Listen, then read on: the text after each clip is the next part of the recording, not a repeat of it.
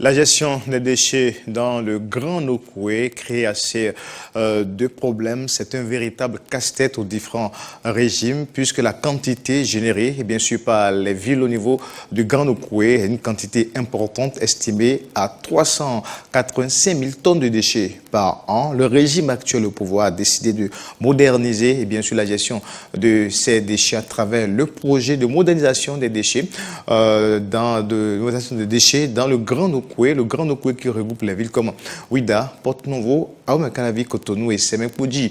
Ce projet lancé depuis plus d'un an, aujourd'hui, quel est l'état des lieux dans le secteur et évidemment, quel est donc l'état des lieux et surtout, quel avenir pour les acteurs à la base. Je vais parler des anciennes structures de pré-collecte des déchets dans le Grand Nokoué. Pour en parler, nous recevons ce soir sur ce plateau Monsieur Kokou Soyenou. Bonsoir. Bonsoir. Alors, installez-vous.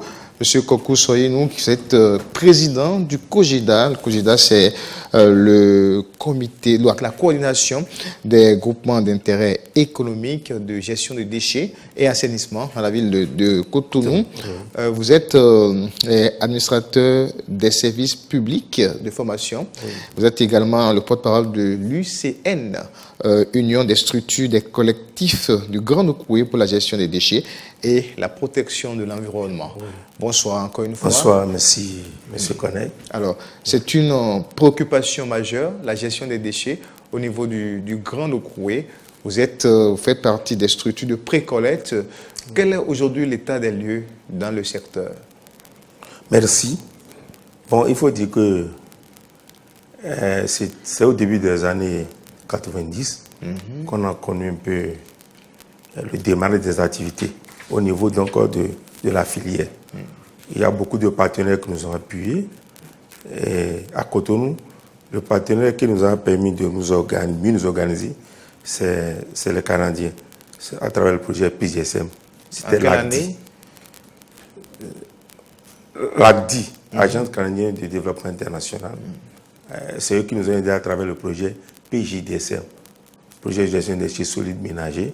Et puis après, il y a eu PGMU. Maintenant, c'est la société de gestion. Donc, il doit assurer, mettre en œuvre la vision de modernisation de la gestion des déchets dans le Grand Nokoué. Bon, il faut dire que nous devons remercier le gouvernement pour avoir pensé à moderniser la gestion des déchets. Et dans la modernisation, ce qui épate, ce n'est pas l'outillage ou le matériel à mettre en œuvre. C'est le fait de préoccuper par la sortie des déchets produits de leur territoire de production. C'est ce qui a toujours manqué au système. Sinon que nous sommes des acteurs à la base. Nous sommes au niveau de la pré-collecte. Et la pré-collecte, c'est l'ensemble des opérations d'évacuation des déchets depuis le lieu de production, c'est-à-dire la cuisine ou le logement, jusqu'au lieu de leur prise en charge par le service de collecte publique, c'est-à-dire jusqu'à un site de transit. Ça peut être un point de regroupement ou un centre de transfert. C'est là le travail des pré-collecteurs. Et puis, depuis 2001, le zonage était mis en vigueur où les 13 arrondissements de Cotonou, les 164 quartiers, disons les 79 km² ont été divisés en 95 secteurs et confiés à 77 structures. Bon. Et depuis ce temps, ce qui a toujours posé problème, c'est le fonctionnement normal des maillons supérieurs. Nous appelons maillons supérieurs, nous sommes au niveau du maillon de base, la pré-collecte. Le maillon supérieur, c'est la collecte, transport et la mise en décharge. Donc à votre niveau, c'est que vous récupérez les déchets au niveau des ménages, au point de regroupement. Voilà. C'est des ménages au point de regroupement. Bon. Et les maillons qui suivent, c'est la collecte, transport et la mise en décharge. Le pont entre la pré-collecte et la collecte, transport, c'est le point de regroupement ou le centre de transfert. À Cotonou, au début, dans la guide de gestion des déchets de Cotonou, on avait prévu près de 80 points de regroupement. Après, ça a été sous-estimé, on a parlé de 45, mais actuellement, on n'a pas les 45, on a à peine une dizaine et tous ne sont pas fonctionnels. Surtout Cotonou, une dizaine. Et sur la dizaine, tout n'est pas encore fonctionnel. Ouais, par exemple, pourquoi un arrondissement comme le premier n'a pas un seul point de regroupement. Et comment vous faites le travail alors? C'est là où c'est difficile. Maintenant, au niveau du truc là, du 10e, il n'en a pas. Au niveau du 13e, à Clan, un quartier populaire, on a fait une estimation des déchets par arrondissement de 45 tonnes par jour. Une opération point de regroupement. Ça veut dire que quand la vision était venue pour dire qu'on va faire sortir les déchets produits sur le territoire de production, nous on a vu ça comme un soulagement.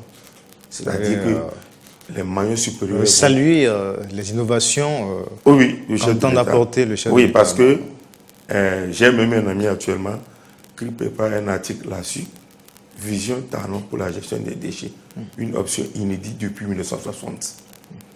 Et quand il a commencé, je sais ce qu'il a inspiré pour que fasse un article comme ça. Depuis 1960, mais oui, qui parce tarde à faire quoi qu'on n'a aujourd'hui? jamais connu une volonté au haut niveau comme ça de l'État pour l'accompagner de notre activité. Mais parce que sur le terrain, concrètement, on ne ressent pas cela, on ne le sent pas. Oui, on ne ressent pas ça parce que on ne ressent pas ça encore, c'est ce qu'on peut dire. Bien sûr, bien sûr. Parce qu'au niveau des acteurs de mise en œuvre, je peux les appeler comme ça, au niveau de la société de gestion des déchets et de salubrité, bon, ça, les choses ne marchent pas comme nous on le souhaite, nous les acteurs à la base. Parce que nous pensons que... Vous souhaitez qu'ils ne... Voilà, oui, bon, allez-y. parce que nous pensons que c'est les maillons supérieurs qu'il faut beaucoup améliorer, comme je l'expliquais tout à l'heure, pour nous permettre de bien travailler. Parce que vous pouvez ne pas remarquer la collecte transport et la mise en décharge sur des mois, voire même presque des années. Mais les populations ne disent rien. Mais la pré-collecte, on ne peut pas cesser ça pendant un mois, même 2 semaines. C'est déjà des difficultés. Maintenant, quand la vision du chef d'État, portée par les acteurs de mise en œuvre, que sont les cadres de la société, pour nous, c'est qu'ils vont s'occuper suffisamment de ces maillons-là pour nous permettre vraiment de démontrer nos performances dans la file. Parce qu'on n'a jamais eu cet accompagnement. Mais on se rend compte maintenant que toute l'attention est focalisée sur nous. Et si on peut le dire, dans un sens de déstabiliser la pré-collecte. Parce que si on cherche aujourd'hui à procéder à un appel d'offres ou à faire des gré à gré, ce n'est pas le souci de ce moyen-là. Oui, mais la mise en œuvre de ce projet, comment ça, quelles sont les modifications, comment ça affecte la pré-collecte pour qu'on puisse bien comprendre qu'est-ce qui a été proposé et comment le secteur fonctionnait, voilà. Vous voyez que pour la vision, c'est la sortie des déchets sur le territoire de production. Nous, on a l'expertise pour assurer la sortie de ces déchets-là des maisons depuis des années. Mais on n'a jamais eu l'accompagnement qu'il faut au niveau des moyens supérieurs. C'est pour qu'il y a toujours problème. Ah oui. Et comme le chef d'État même a dit que à exprimer cette vision de cette manière, nous sommes à soulager. Mais on a l'impression maintenant que tout est focalisé sur nous. Le travail que la CIF fait, ça se focalise sur... Ça devrait vous réjouir. Ça devrait apporter de modernisation dans votre façon de faire. Oui, c'est ça. Ça veut dire qu'on doit nous renforcer. C'est ça. Ce n'est pas au moment où on atteint un renforcement qu'on doit commencer à remarquer que c'est comment faire pour infiltrer les gens parmi eux. Parce que quand on perd appel d'offres, ce n'est pas une mauvaise chose. C'est une bonne chose. Mais pour des gens qui sont restés dans une activité pendant 30 ans, qui ont eu l'initiative de créer quelque chose, qui a servi un service public pendant des années, excusez-moi, et maintenant, qui fait seulement organiser les 2 maillons pour les aider, on ne doit pas focaliser là. C'est-à-dire comment faire pour les renforcer. C'est ça qui devait être. Et ça dit qu'aujourd'hui, il y a des structures anciennement qui ont d'expérience et qui sont peut-être appelées à disparaître avec la modernisation ou les améliorations qu'on apporte dans le secteur. C'est cela? Mais c'est que depuis 4 ans que la société de travail, pour ce qui concerne la gestion des déchets, la salubrité, bonne santé, bien faire les choses. Mais tout ce qui concerne la gestion des déchets, tout passe sur la pré-collecte. Ils ont sorti un appel d'offres, un document de près de 1000 pages, mais c'est un appel d'offres sur la pré-collecte.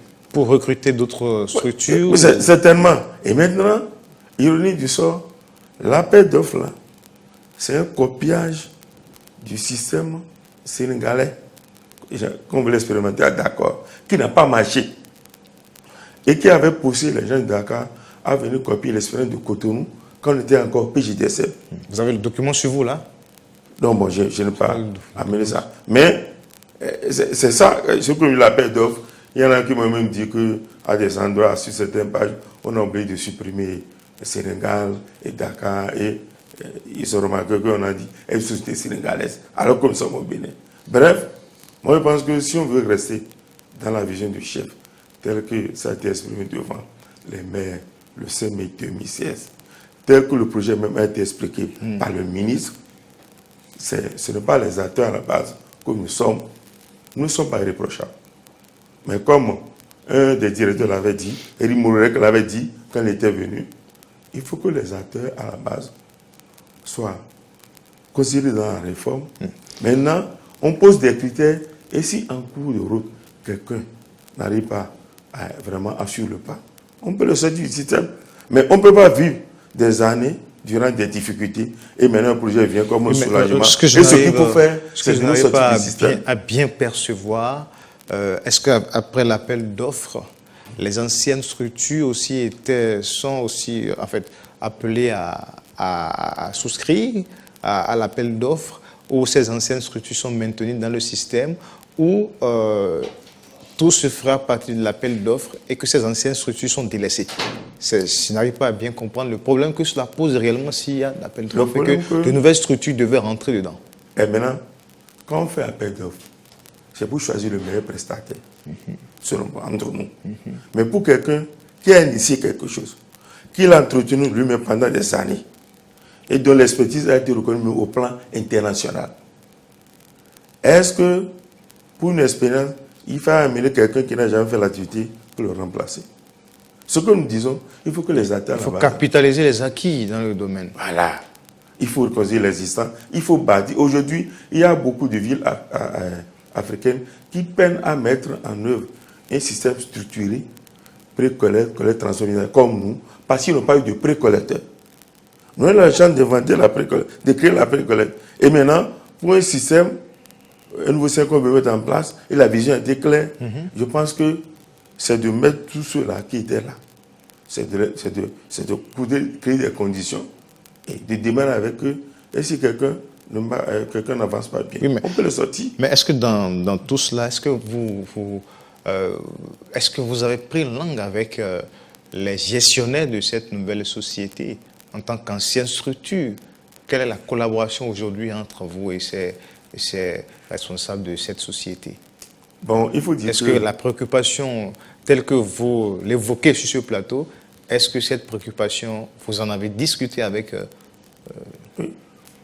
Il faut dire que jusqu'au 28 juillet 2019, c'était comme un acquis pour nous que nous allons demeurer dans le système tous. 28 juin 2019. C'est au cours d'une réunion que le consultant, devenu directeur des opérations, directeur général, nous dit non, que ce n'est plus ça. Le consultant de quoi? Le consultant, il y avait eu un consultant de départ pour le projet, qui est devenu après directeur de la société. Mais le langage qu'il a tenu durant tout le temps qu'il a été consultant, et même quand il est devenu directeur, c'est le 28 juillet 2019 que ça a changé. Et il nous dit donc maintenant qu'il faut faire appel d'offres. Mais appel d'offres sur la pré-collecte, ça nous a paru un peu truc là. Parce que... Le langage disait quoi avant? Que les anciens acteurs sont maintenus, dans le système. Que l'existant sera considéré. Et que c'est les maillons qui n'ont jamais bien fonctionné. C'est ça qu'il faut améliorer. Et maintenant, si nous demandons nos performances, ceux qui vont demander des performances dans la pré-collecte seront maintenus. Et puis, les rédacteurs vont être sortis. C'est ce qui a été dit au départ. Maintenant, on dit qu'on veut mettre tout en appel d'offres. Alors que ce n'est pas avant. Nous ne sommes pas des voix autorisées pour décider de la filière, mais nous sommes quand même un acteur. On a de l'expertise. Mais comptant quand même sur votre expérience, l'appel d'offres ne devait pas poser problème, M. Sonyinou, au niveau de ces anciennes structures. Oui, l'appel ne doit pas poser problème. Mais ça pose problème. Ça fait ça problème qu'on en parle. Tu vois, C'est pourquoi je continue de dire, mais pour quelqu'un qui a fait une activité, qui a vendu quelque chose, ce genre depuis des années, l'appel d'offres là, c'est pour aller chercher un meilleur prestataire. Qui peut faire ça mieux que lui? Donc, les collègues ont peur que, ça là, je ne parle pas de preuves, que les gens de la société ont beaucoup d'entreprises à infiltrer pour les dessaisir de leur secteur. C'est pourquoi ça se fait comme ça. Alors que c'est une vision c'est une vision magnifique. Si on devait quand même considérer l'existence, c'est-à-dire la paix collecte, avec tout ce qu'elle a comme imperfection, avec tout ce que nous avons comme reproche, mais considérer tout le monde, démarrer pour fixer des conditions, et là, ceux qui ne vont pas obéir à ces conditions, les faire sortir par la suite, pour que vraiment la sortie des déchets des maisons, que nous-mêmes, on s'est ingénié à mettre en place, qu'on a trouvé pendant des années, ça va être la vision qui a été exprimée par le chef de l'État. Donc, nous n'avons pas peur de la paix d'ordre. C'est la manière dont les choses se passent. C'est ça qui est inquiétant. Après, de temps, on a cru que c'est suspendu. Maintenant, c'est des collègues qui sont appelés pour dire, et on les appelle pour faire gré à gré. Gré à gré, c'est aussi un appel d'offres. Comment on suspend un appel d'offres et un appel d'offres pour gré à gré? Alors que le problème n'est pas à ce niveau. Nous, par exemple, à Cotonou, c'est une estimation. Ça fait près de 1000 tonnes de déchets par jour. Mais ce qui est sorti... 1000 tonnes à Cotonou. Voilà. Ce qui est sorti de Cotonou par jour, c'est ça qu'il faut aller voir. C'est ça qu'il faut arranger. On détruit les dépotoirs sauvages, tout ça. C'est très bon. Mais si la capacité de sortie des déchets n'est pas supérieure au rythme de production, ces dépotoirs vont se reconstituer. Les dépotoirs vont se reconstituer. C'est bien ça. Ça veut dire que ces dépotoirs-là qui sont détruits, on devrait en mettre en place une stratégie d'augmentation de la capacité de collecte et transport pour que nous, à notre tour, ceux qui sont aux alentours de ces dépotoirs qui sont détruits là, nous on fasse abonner les gens pour qu'il y ait beaucoup de déchets qui sortent des territoires de production. C'est ça ce qui est vraiment magnifique dans la vision. Et quand on sent les acteurs de la société, ils n'ont pas une bonne approche de l'accomplissement de cette. Donc vous voyez, la vision est là, mais sur le terrain, la mise en œuvre pose quelques problèmes et qu'il faut forcément en parler. Il faut forcément en parler. Parce que si c'est les déchets, ce qui est un acquis aujourd'hui, quand on fait le bilan de la gestion des déchets depuis le début des années 90, parce que l'étude qui a lancé le projet PJDSM, moi j'étais consultant sur moi, c'est état des lieux sur la gestion des déchets à Cotonou. C'est ça qui a lancé le projet PJDSM. Quand on fait le bilan, depuis les années 90, en passant par cette étude jusqu'à aujourd'hui, le seul acquis, c'est la précollecte. Quand on fait le bilan, c'est la précollecte. Ça veut dire que c'est le maillon qui arrive à fonctionner, même en l'absence du fonctionnement des autres maillons. Et bien que ce maillon ait nécessairement besoin du fonctionnement des autres maillons pour être performant, mais si les autres maillons ne fonctionnent pas, elles continuent quand même à fonctionner vaille qu'au vaille. Mais nous, on ne peut pas se mettre à expliquer à la population que ça, là, c'est la ville qui fait ça, c'est l'État. Donc, tout ce qui a comme imperfection, nous, on a deux seulement. Mais les déchets, notre responsabilité, c'est des ménages à un site de transit qui peut être un point de regroupement ou un centre de transfert. Ce n'est pas nous qui devons sortir ça des points de regroupement pour aller à la décharge. Et ce n'est pas nous qui devons procéder à l'enfouissement sanitaire au niveau de la décharge. Donc votre préoccupation est claire. Les réformes, oui, mais pas de réformes qui déstabilisent encore le maillon essentiel qui fonctionne très bien. Voilà. C'est cela dans la gestion des déchets. Parce que la gestion des déchets, vous voyez, il y a de grands pays aujourd'hui qui sont encore confrontés au problème des déchets. Donc, tout ce qui s'oppose, tout à l'heure j'ai parlé du bilan et j'ai dit que la précarité est acquis. Selon nous, tout ce qu'on pose comme acte, tout ce qu'on veut faire comme réforme, doit s'inscrire dans la durabilité. Et il n'y a pas une idée panacée, une réforme panacée pour résoudre définitivement la gestion des déchets. C'est pourquoi ce qu'il faut faire pour qu'au moins, par rapport à l'étape T qu'on était pour aller vers une étape T2, qu'on sache que vraiment, on ne va plus retourner à l'étape T1. C'est tout. Maintenant, nous sommes à une étape, à une phase opérationnelle. Mais les programmes, les politiques, c'est le sommet qui définit ça. Et c'est pourquoi quand on a pris la bouche du chef d'État même, cette vision, ça nous a fait plaisir. Mais maintenant, nous sommes en train de déchanter. Alors, mais il y a beaucoup de chantiers d'assainissement, d'amélioration du cadre de vie. On voit l'asfaltage qui prend corps. Oui. Ça se constate dans les villes du Bénin. Oui.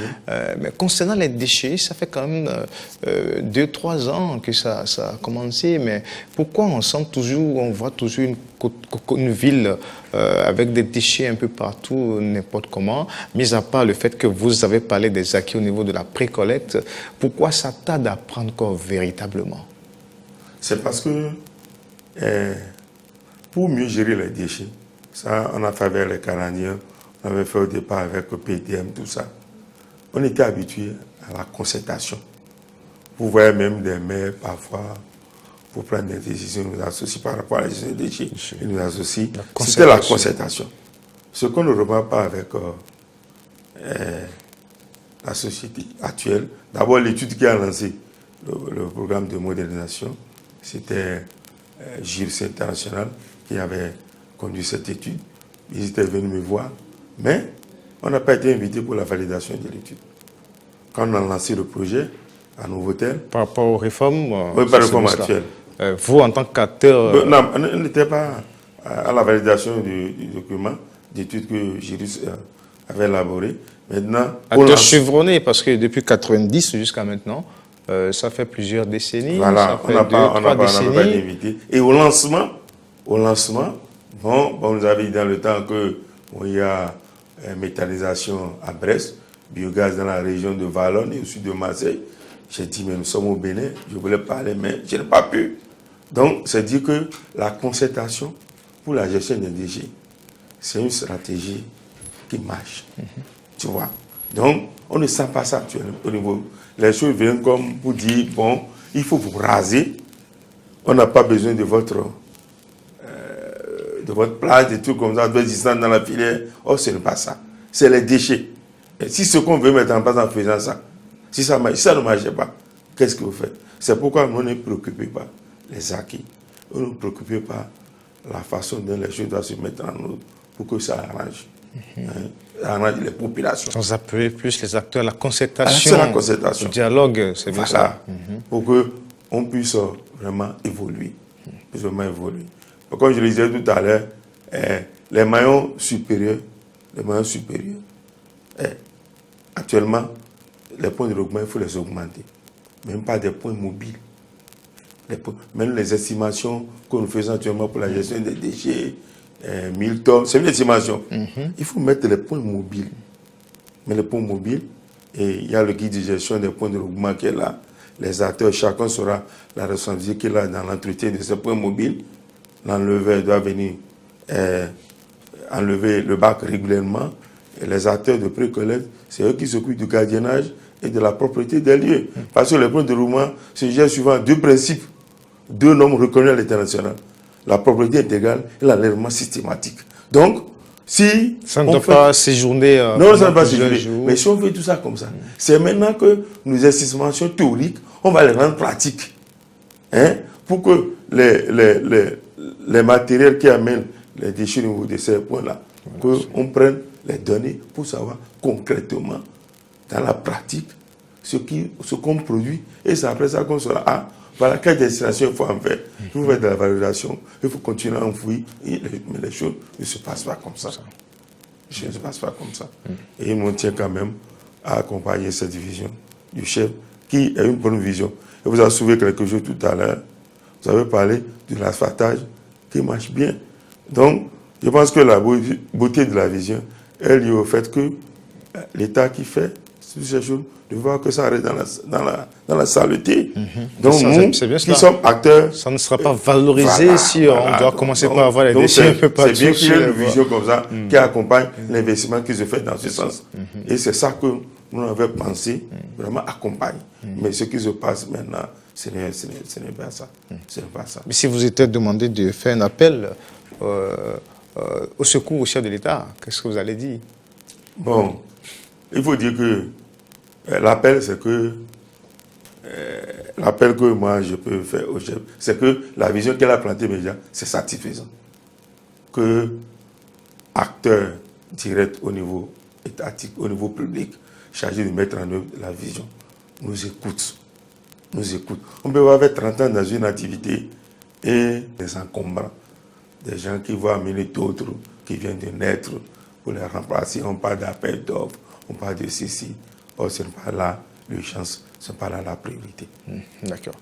Merci, Monsieur Kokou Soyinou. Vous êtes président du COGIDA. Ça, c'est la coordination des GIE, groupement d'intérêt économique de gestion des déchets, assainissement dans la ville de Cotonou. Vous avez, bien sûr, fait un état des lieux, bien sûr, dans la mise en œuvre du projet de renforcement du système de gestion des déchets dans le Grand Nokoué. Justement, quel est le sort réservé aux anciennes structures, et bien sûr, qui ont de l'expérience dans le domaine. Votre inquiétude, c'est simplement conserver les acquis et non, et bien sûr, ne pas associer les anciens acteurs ou les vrais acteurs du système pour une ville de Cotonou ou des communes propre, assez bien aéré, la vision du chef de l'État. Sur ce plateau, nous avons donc entendu vos doléances également, votre appel au secours. Et vous avez certainement surtout insisté sur la concertation entre les acteurs,